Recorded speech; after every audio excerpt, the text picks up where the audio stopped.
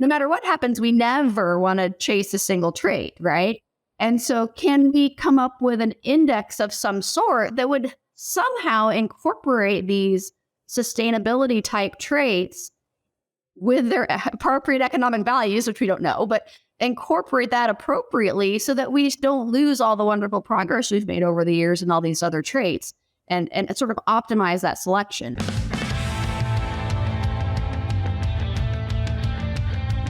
Welcome to another episode of the Beef Podcast Show. My name is Dr. Stephanie Hansen. I'm a feedlot nutritionist at Iowa State University, and I'm excited to introduce our guest today, Dr. Jenny Bormann. She's originally from Muscatine, Iowa, and grew up with shorthorn cattle and horses, and is now a professor of animal science at Kansas State University. She's currently the Assistant Dean for Academic Programs for the College of Agriculture at K-State. She earned her BS degree at Iowa State University, MS at Oklahoma State University, and then returned to Iowa State, go Cyclones, for a PhD in animal breeding and genetics. When not at work, she enjoys showing horses and helping out with her kids' 4-H. So, Dr. Bormann, welcome to the show. Thanks so much for inviting me. Awesome. So, let's start with the obvious question, which is, how did you get to where you are today? What was the kind of career path that led you to have an interest in the beef industry and led to your position there at K-State?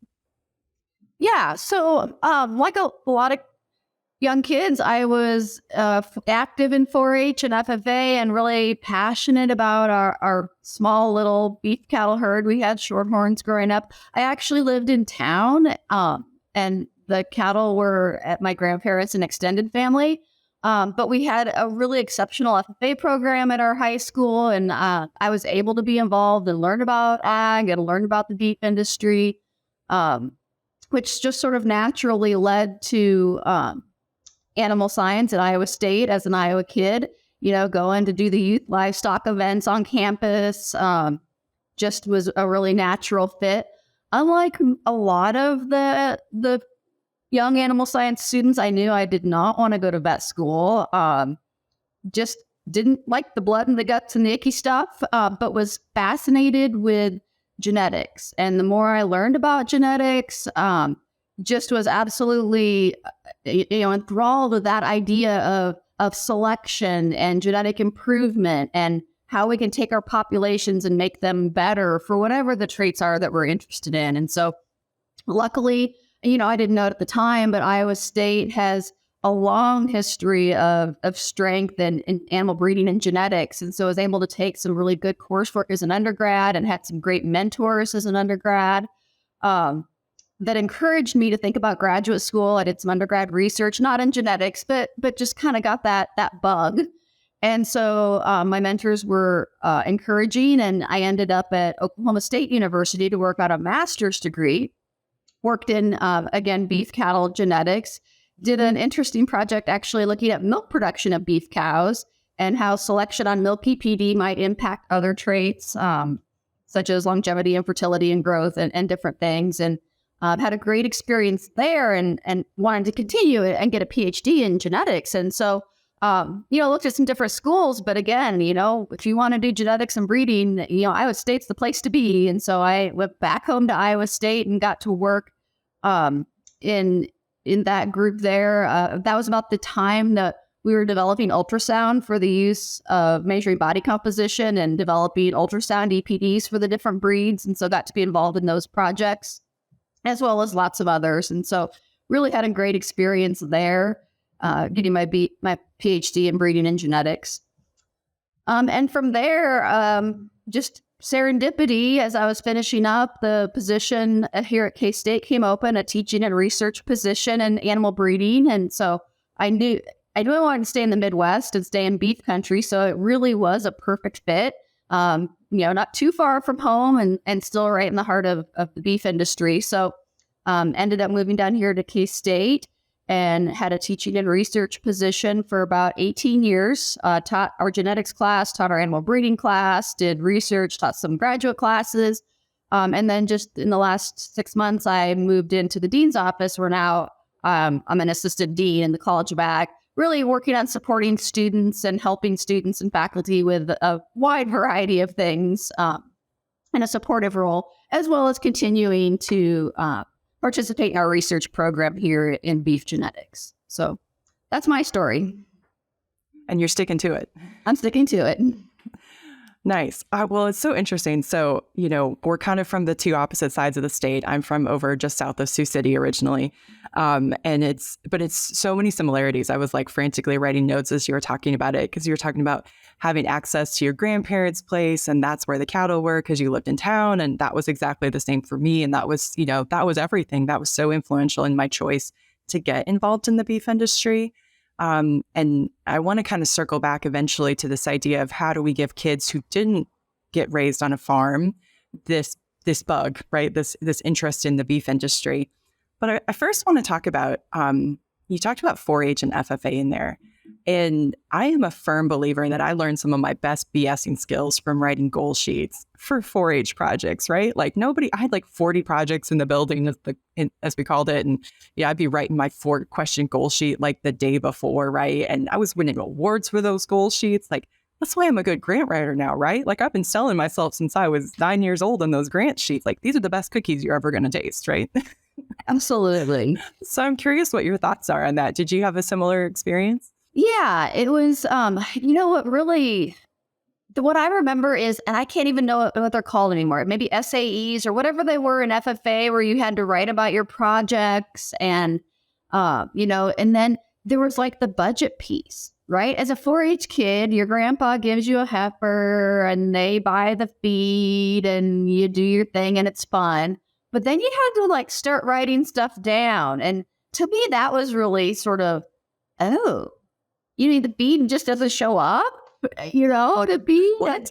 And right. And when you sell them, you have to like make money, or maybe you're supposed to make money. So I remember that being as sort of eye-opening that, cattle business isn't supposed to be a hobby farm. They're not horses, right? That's a whole nother story. But sort of that piece of it, I remember being really eye-opening. And yeah, the goals my kids are doing the 4-H thing, and it's like, record books are due September 15th, and on September 14th, they're like, oh, what were our goals this year? We got to write something down. And learning to sort of BS and not just say it, but okay, elaborate, talk about that. What do you think you learned? And I think those are actually really good skills. And I think about now when I write letters of recommendations for students and things like that, it's not just the facts, ma'am. It's the facts, but talk about it. Make it a little more, use better language, elaborate. And yeah, absolutely writing those sorts of things does, those 4-H record books and things, it does teach you to write well and think through those things. It was a good background. I'm curious if you were involved like in things like extemporaneous speaking or any of that kind of communication side. Because that's the other one is that I've, and I know that not everybody's like that, but I really like talking to, groups of people and stuff like that. And I remember going to like state 4-H stuff, right? To be like, you draw something out of a hat, you had 15 minutes to write something, cohesive on it. And then you stood on a stage in the like sweltering hot building and tried to like persuade somebody why your point on the industry was right. Yeah, that's a really good point. I remember as a freshman doing the FFA Creed. I don't know if they still do that at contests even or not. I remember doing that one. I did prepared speeches. I wasn't brave enough to do extemporaneous. And the terror, right? But then at the same time, it's like, you know what? I walk into a classroom of 120 students and talk about genetics. And I wouldn't be able to do that if it wasn't for things like some of those public speaking, reasons. You did the livestock judging as a kid and having to walk into that room with somebody who looks really scary. The secret is they're not that scary, right? Those judges or reasons takers or whatever it is. And I tell my 4-H kids this all the time. It's like, so you screw up. It's okay. Go in there and do your best. And someday when you have to walk into a classroom, maybe, or whatever it is, or go to that job interview, you're not going to be terrified because you've been there. The development that you get as those kids. And yes, they complain, Mom, I don't want to do that. Or why do I have to? Because it's good for you. Because someday when you walk into that job interview or that lecture hall or whatever it is, wherever you're going, maybe your company, and you've got to present to the board of directors or whatever, you're not going to be terrified much, and you're going to have such a better place to start from because you had to go there. There's no way I would ever be able to be a professor, walk into a room and teach a bunch of 18-year-olds about stuff if I hadn't had those experiences coming up. There's no way. Yeah, I think there's a lot of wisdom in there. So, I mean, a couple of things I heard was we give those kids an opportunity to fail safely, right? They get to practice every day in a super low stakes environment. And then it builds those stakes as they build their confidence until one day it's the big stake of the big job interview or something, right? And they're ready to nail it.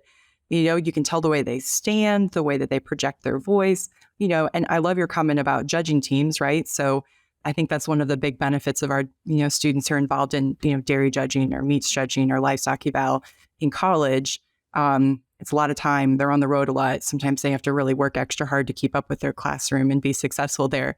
But the, I don't know, interpersonal skills, communication skills, however you want to capture it, the soft skills that are hard, they're very good at those. Right. Yeah. And I've told students too, it's like, honestly, nobody cares that you know how to judge a pig. I mean, that's for the most part really irrelevant, right? Because that's not the real livestock world. But the other stuff you're getting, and again, whether it's judging teams or other extracurricular activities, it's the soft skills, right? The communication, the confidence is a big one. To be able to walk into a room and have some confidence, no matter what the topic is. And also the other thing I think that the 4-H kids, FFA kids, judging kids, whatever it is, and it's not just those things, you know, sports, whatever, but the fact that you put in extra effort for no extrinsic reward, right? Nobody's giving you money to do all that extra work. It's about developing yourself, and employers and scholarship, whatever it is down the road, they know that, right? You did these things that you didn't have to, and it was a lot of work, and sometimes it was blood, sweat, and tears. But that reflects on what you are, the skills you've had. You're willing to do that. You go above and beyond for that goal. And I think those things are really important. That, yeah, nobody's going to give you extra money or whatever because you did your record book. Now, there may be a scholarship down the road or things like that. But you learned something, you went above and beyond, and that's going to show down the road. And I think that piece of it, communications, the confidence, the going above and beyond, it makes such a huge difference for our kids. Yeah, I think the question is, how do we get, I mean, I think we both had the experience of 4-H. I did not have FFA at my high school, so I wasn't in FFA, but I see my advisees and things like that now at the university. You came through those programs and can clearly see the benefit, especially if they were state level officers and things like that. How do we get the students who don't have the benefit of growing up on a farm or in a small rural Midwestern town? You know, we have students from Puerto Rico, students from Texas, students from California, all over the country, right? That may have come from suburbia or may have come from a farm there or whatever, but they didn't have enough farm density around there that maybe they had some of these programs. Do you have any thoughts on how we encourage those students to get active in 4-H type programs, or do we have to find new ways to reach out to that student to get them to college? Yeah, that's a good question. I think maybe a couple answers. And 4-H has done a good job, I think, of, and the FFA programs in some of the more urban-y sorts of towns, I guess, have done a good job of having other things besides livestock. So one project we do is dog. We do dog project, which is all city kids, right? I mean, that's something that is not sort of traditional livestock, but it brings a new group. And you still have sort of the same thing. You've got goals and you've got your project books and, you don't have feed to gain ratio and all these things that we worry about, but you still have sort of that structure. And, we've got active horticulture, right? Anybody can have a garden, and that's a little window into ag. So I think those things are important. But it's also interesting, and I know Iowa State and K-State are similar in this way, is that I'm going to throw out 50-50. It's not quite that. I think it's actually maybe 60-40, but the number of sort of urban kids that come into our animal science program wanting to be dog and cat vets, and some horse and some wildlife, but not production ag. I mean, that's a huge amount of students. And we know that they're not going to all get into vet school. Some of them do, but we know they're not. But was sort of one of the neatest things about my job is when you bring those kids in, and the first time they see a pig or a dairy cow or whatever, And they're like, oh my gosh, this is so cool. And they're interested in science. They're interested in animals. And you can talk about, hey, there's this research project that we're doing with these goats. And we're looking at, I don't know, pain receptors and whatever it is, or look at all these different kinds of byproducts or, ethanol byproduct, whatever. We're feeding these goats and look at how the difference in whatever.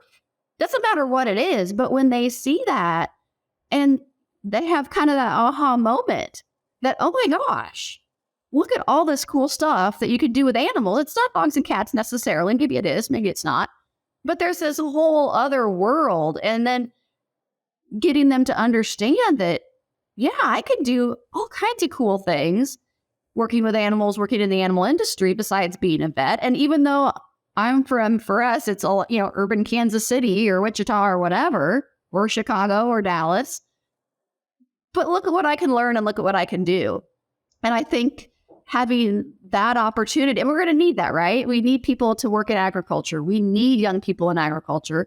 And there's not enough of them that are sort of our traditional, came from a big ranch or a big farm. And, we don't have enough people. And so we've got to attract those students, whether it's through sort of the urban 4-H and FFA programs in high school or bringing them to campus because they want to be a dog vet. But hey, look what we can do.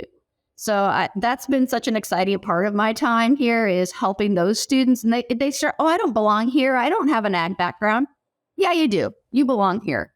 And you can learn the things that you need to learn to take part in this industry at whatever part you want, whether it's nutrition or whether it's business or whatever. There's so many opportunities and getting those young people excited about something they never even knew existed. That's such a fun part, rewarding part of the job. I think there's so many things there. I was writing some notes down. I think this is one of the things that K-State and Iowa State have in common. There's certainly other institutions as well that are good at this, but it's very expensive for our departments to keep the breadth of species farms that we have so that those students can see how pigs are raised, how poultry are raised, see the modern biosecurity measures, the safe way to handle cattle, whatever. And that's one of the things that K-State's particularly good is like for the beef side, having, a stocker unit, a teacher unit, a feedlot, right? So you can see all these different segments. But those are expensive. And sometimes it's hard to help the legislature or other places, it's hard to make the college understand sometimes why it is so important as either a recruiting tool to get those kids into our department, or to maintain the quality of faculty that we have, the research potential. So I think that is such an important thing for people to keep in mind, how important it is to have those species. Well, and we try, at least on campus, we've had some success in trying to get to folks and say, so you're a chemistry professor, this is our lab. You've got a basement with the laptops, right? Think of how you would teach chemistry if you didn't have your labs. And that's the same thing as us. Those are our labs. And we have to. Now, unfortunately, our labs take a lot of space and a lot of dollars. And here at K-State, for example, and it's similar at Iowa State, all of our farms are like spitting distance from the football stadium. This is not cheap land that we've got cows and pigs and horses on. But because it's spitting distance from the football stadium, we can get students back and forth for labs and classes and things. And we have to have that. We can't teach animal science or agronomy or whatever. We can't teach that without our labs. And so far, that argument resonates. Campus understands it. I think our legislators understand it so far. But it's something we can't ever stop pushing that message because, like I said, those could go away. We just need to keep pushing the message that we have to have it to put people out into the industry, right? We've got to have our graduates go out there and be successful. They have to have that. Yeah, I think that's so true. Because circling back to kind of where you started this, that student who comes in who did not get raised on a beef farm or a ranch or something like that, they thought they wanted to be a dog or cat vet, or they didn't really know. They just know that they like animals.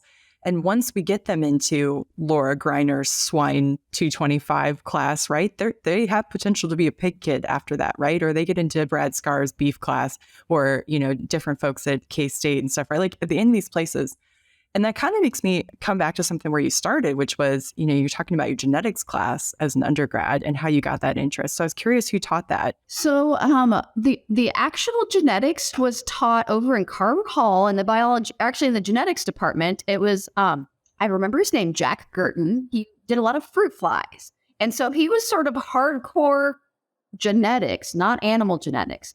But then I took the animal breeding course with Paul Bracklesberg, I think. Okay. If I remember correctly. I'm really dating myself here.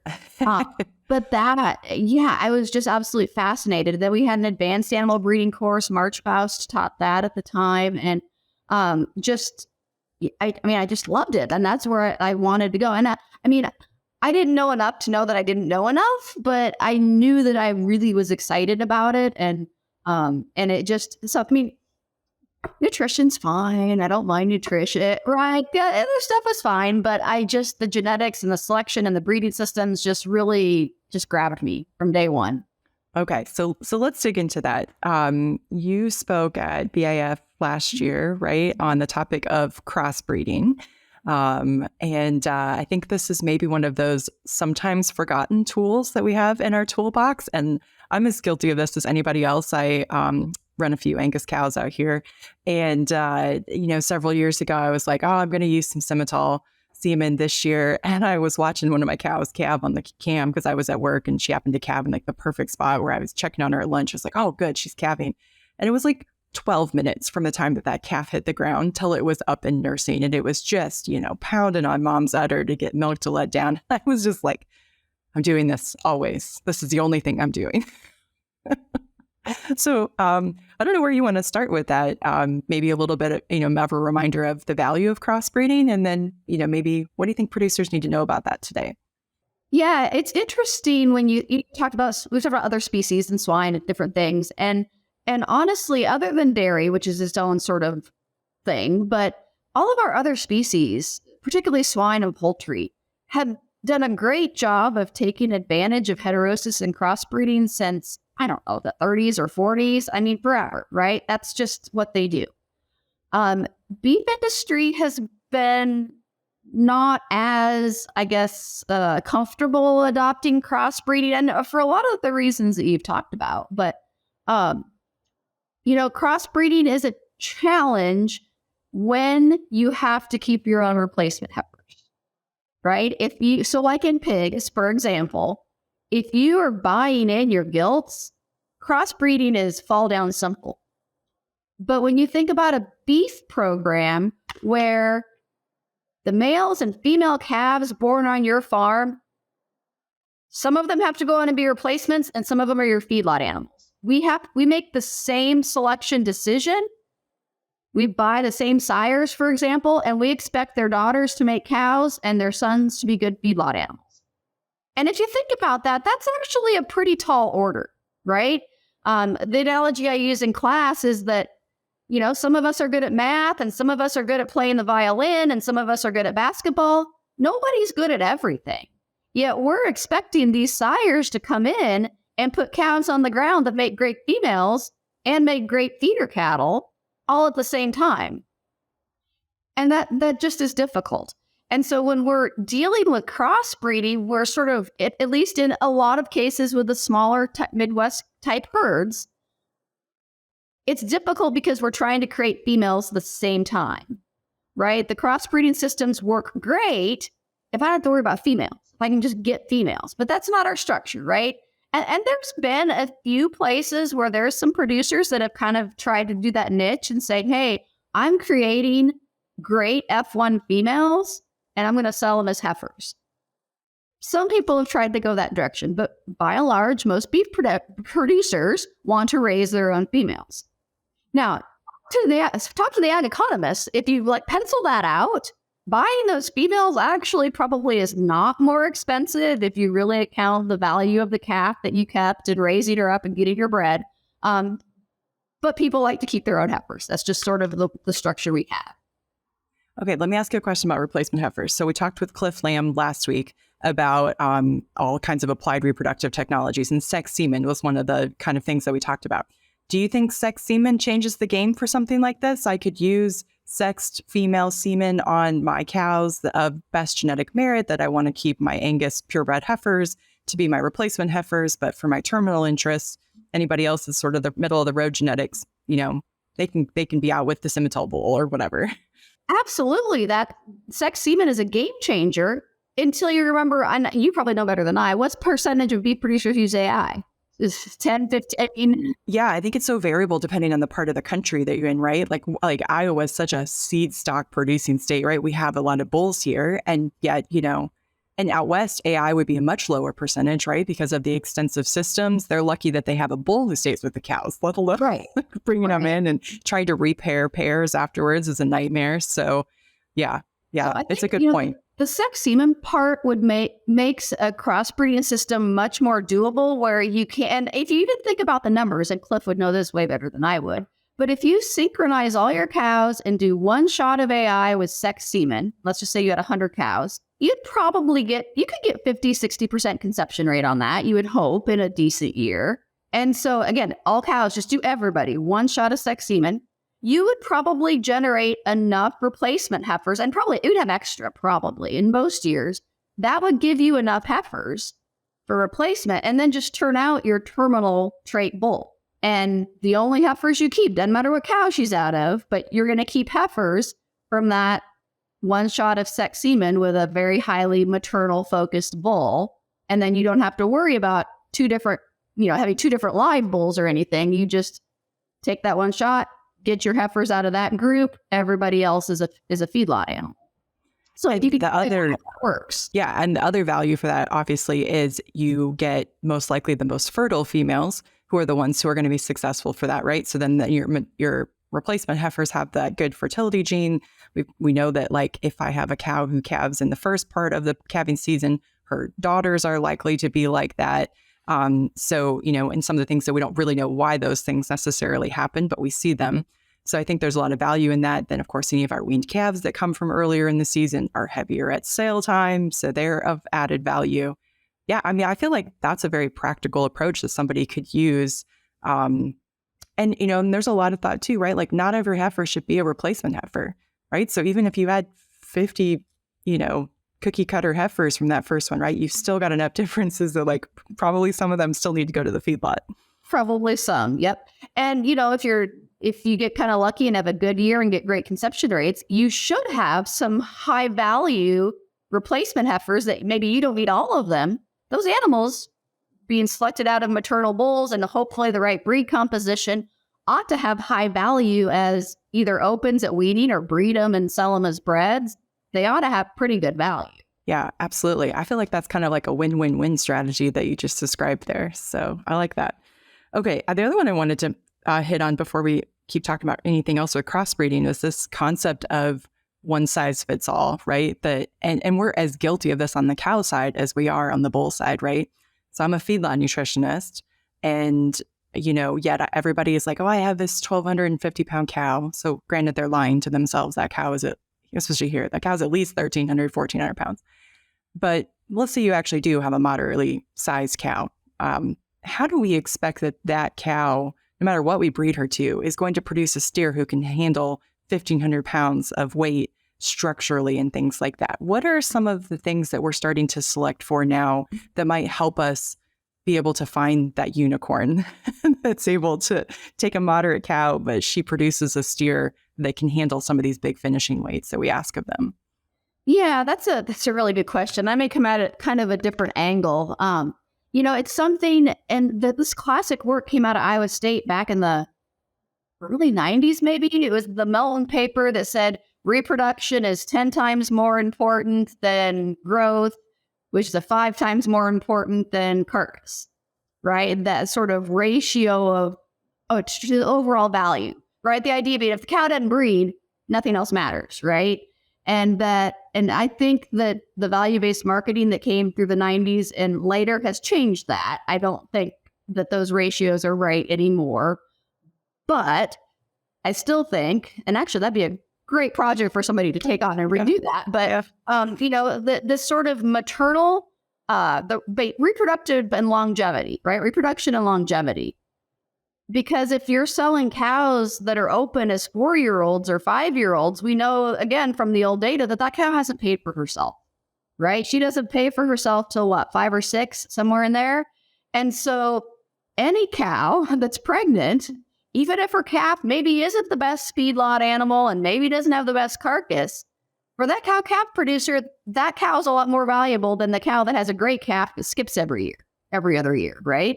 And so, and I talked about this at BIF 2 years ago, is that this sort of dichotomy, because what the packer wants and what the feedlot wants is pretty different, right? They don't care if your cows are breeding.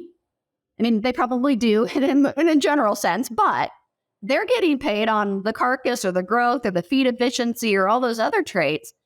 But those, if you're selling calves at weaning, those things honestly don't matter to you as a commercial producer. And yes, there's some differential value at the sale barn. Maybe if you've got good reputation calves, yes, there's some of that. But if that cow doesn't breed, nothing else matters, right?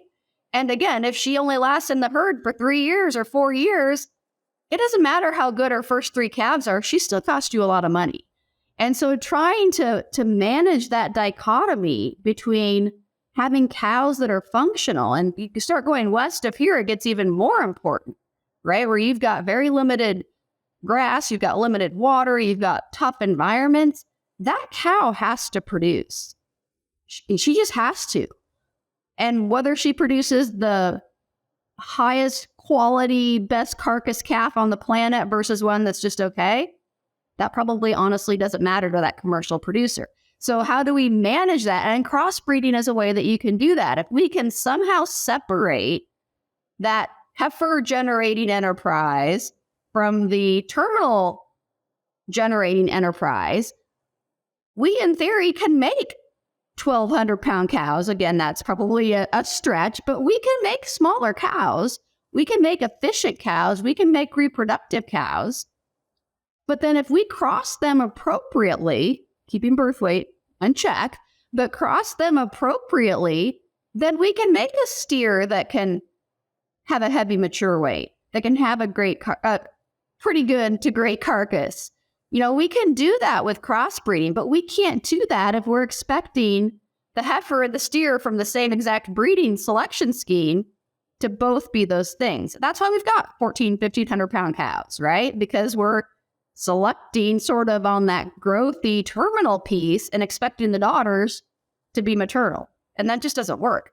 And in fairness to the producers, the breed associations in general, have not done as good a job on giving us tools for maternal traits, because I've worked in that area. It's hard. It's really easy to measure growth. It's pretty easy to measure carcass quality, but measure cow efficiency, right? That's hard. The data is hard to collect. It's hard to analyze. It's just much more difficult. But it's more, I want to say more, it's important and we need to do it. Crossbreeding allows us to do that, but I'm not ever going to say it's going to be easy. Well, let's talk a little bit more about that. So we definitely appreciate, I always tell people that I'm a feedlot nutritionist because it was the laziest nutrition route, right? Like, it's like I make a TMR, I deliver it to the bunk and I say, yo, you should eat this because I have balanced this to be perfectly nutritious for you. Whereas, you know, the person who's got to work in forage nutrition or something is like, well, you know, I put them in this field, but they ate this and I wanted them to eat this. And I don't really know how much of that they ate because I can't measure their intake very well. And that's crazy talk, right? Who does that? Anyway, point being, what do you think are some of the things that we need to improve on in terms of our methods of data collection and think about these things to how we do improve cow efficiency, right? Because we're only going to get more external pressure to improve our beef, environmental pressures and things like that. And our cow base is the place to start that, right? This is the beast that's alive for the longest of anything, right? Like my feedlot steer has a, 14-month, 16-month kind of ticket on him, right? But a cow, I've got cows out here are 8, 9, 10 years old. We hope they last that long. Right. Yeah. And so, right, that's the holy grail. We, at this point, cannot directly measure intake. And there's even a more philosophical question. Let's say we could. Do we want a cow that voluntarily doesn't eat? No. Definitely. Everybody listen to that. I think that's so important, that this idea of selecting for the cow who just eats less, that's not the solution here. Right. And we don't have the data to know what the solution is because we cannot directly measure forage intake. I mean, we want the cow that maybe eats a little bit less, but maintains that production. And like you said, on the feedlot, it's easy. We measure rate of gain, we measure feed intake. Not that that's easy, but we can. Measure gain, measure feed intake, find the animal that optimally combines it. Check, we're done. But there's some data out of Australia from a while ago that suggests that intake on a high grain ration in the feedlot and cow intake are not necessarily the same traits. And so we're not even know if we're dealing with the same genes that are affecting both traits. And even if they are, like you said, we don't maybe want to select cows that don't want to eat. And so it's just a big black box of unknown. Some strategy, what we need is to be able to measure what they eat or have a proxy for what they might be able to eat. And there's some ways to do that. There's not well, but, so you would know more about this, but sending the grad students out to collect the piles and you feed them the chromium and there's a way to estimate from the residue in the manure how much they're eating. That doesn't really work well except in a research setting. There's a new piece of equipment that quite a few universities have. We have one, I don't know if Iowa State does, called a green feed. And so basically it's a piece of equipment. It's a fume hood, really. And there's grain in it. So you bait the cows to stick their heads in this fume hood and it captures their breath while they're snacking on their little treat. And you can use their carbon dioxide and oxygen exchange to estimate their metabolic rate. So again, we're not measuring what they're eating, but we're able to get an estimate of maybe what their energy burn, right? Their sort of native maintenance energy burn is. But again, that's not something that we're going to be able to collect routinely on all the seed stock in the U.S. And not to go on another tangent, but genomics lets us maybe leverage some of that. If we can measure the right cows and the right bulls, meaning sort of the seed stock upper level of our pyramid, and then use genomics to be able to predict that out to their sons, daughters, other relatives in the pedigree, that helps us maybe get some more bang for our buck as far as collecting data on relatively few animals, but getting that benefit across more of the pedigree. So there's some interesting work in those areas, and I think that that's going to increase and continue, like you mentioned, the pressure on things like sustainability and environmental footprint.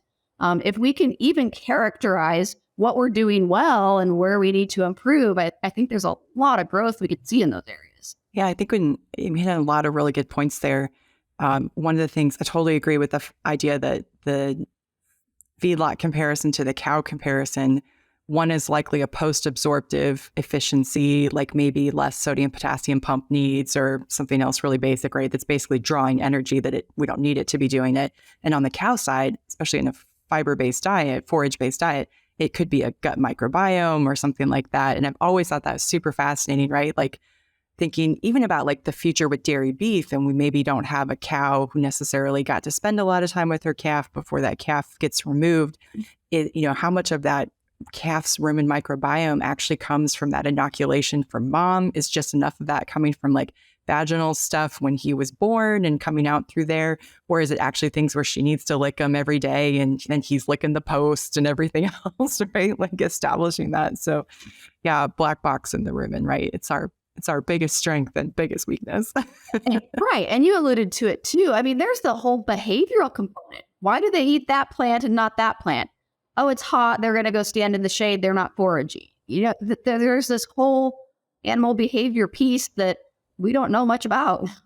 Yeah. And I mean, even going back to your comment about replacement heifers, there's folks out west that will make sure that it's the cows with heifers at side that go to range if they have to choose what goes to range and what stays at the home place, because they want that next generation of females to learn how to forage, right? Because actually, I can't remember what the proportion is, but cows have a ton of taste buds on their tongue, and they are more for things to avoid than they are for things to eat. So there's a lot of like bitterness sensors and things like that. So it makes total sense that the heifer's like, oh, mom doesn't like that. I'm going to keep moving. Oh, we like this? Oh yeah, that's good. That's good stuff. And then she remembers that the next year. Well, and that circles us right back to the very most basic thing we teach in animal breeding about genetics and environment, because some of those studies of those cows out west, there's a genetic component to that too, that like the hill climber cows and the bottom dweller cows. And it's not just mom taught them. They have found there's some genetics to that. So that I don't know if it's foraging ability or foraging desire or what it is, but we can select for cows that are better foragers, as well as then train them correctly, allow them to train them correctly.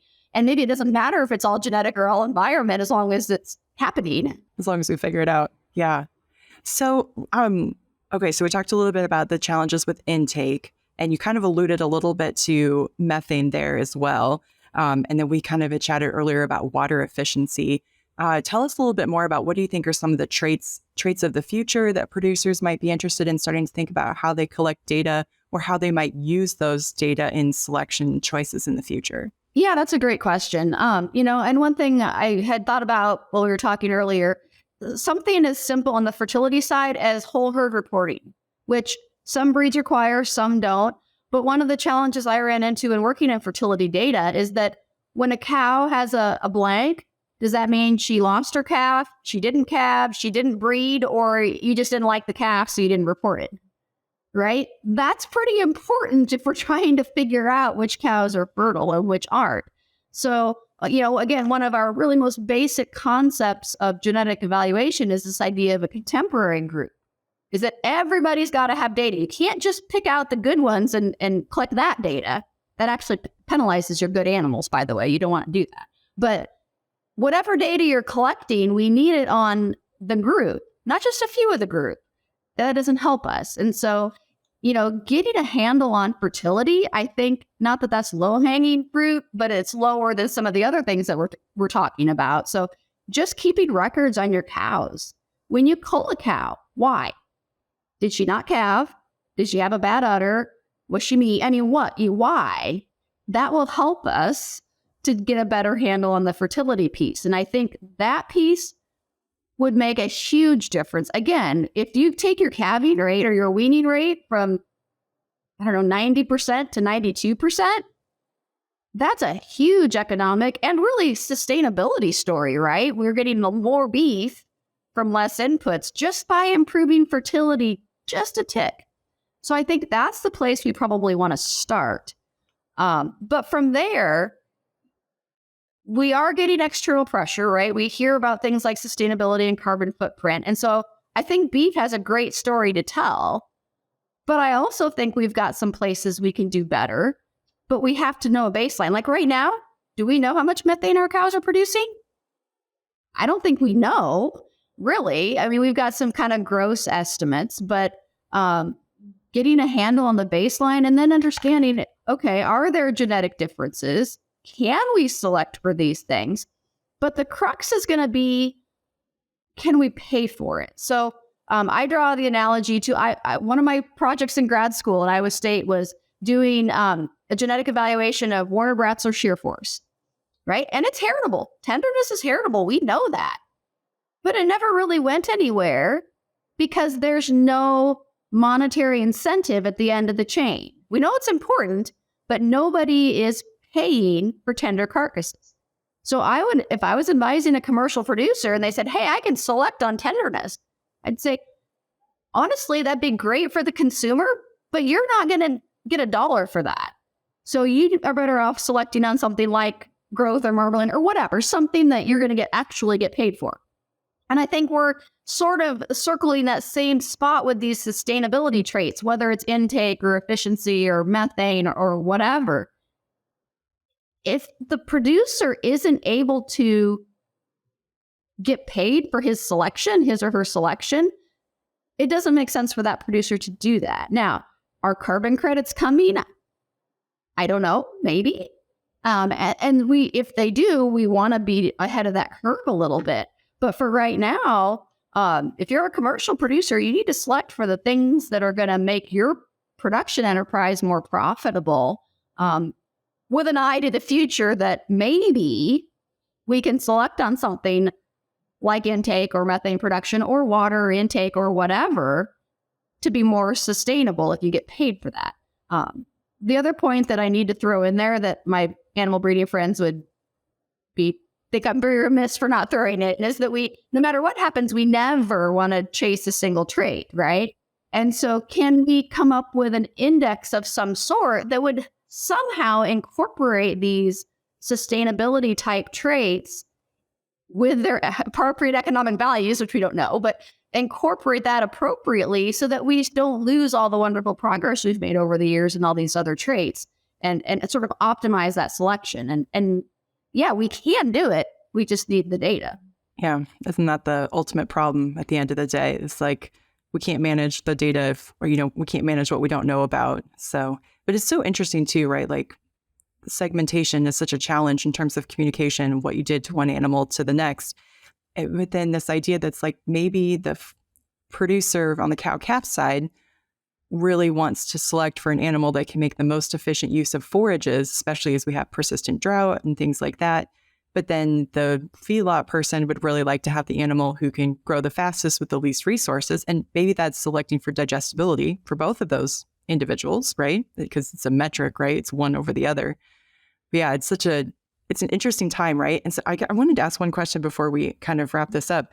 Are you aware of any apps or any recommendations for apps or something like that producers might have on their phone or something that could really facilitate data collection? Because I'm remembering like grandpa sitting with his notebook, right? Like at the table, although ironically, I'm not sure they ever did anything with most of those data, right? But there are probably decades of which cow calved at which day and who he had AI'd for decades, right? Like birth weights on everything, but like not sure we did much with those data.